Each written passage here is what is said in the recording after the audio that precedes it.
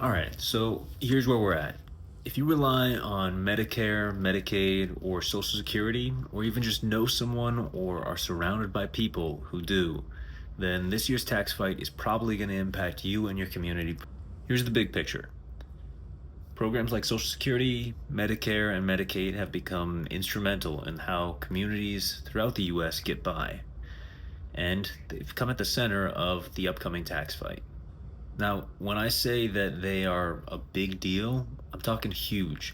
In 1970, only about 1% of counties in the US relied on government transfer programs to make up a quarter of their personal income. By 2022, it had gone to over half of the counties in the US rely on these programs. And in the 2024 election, Trump won 8 out of 10 counties that relied on government transfers to make up more than 40% of their personal income. Now, some context. Medicaid covers about 60% of births in rural communities. Since 1970, Medicaid's also grown in size in terms of federal spending 23-fold. Again, about $1 in $5 of personal income in the US comes from government transfer programs. So clearly there's something going on. But the story isn't about waste or fraud. The story is that we're getting older and it's expensive to run old age programs.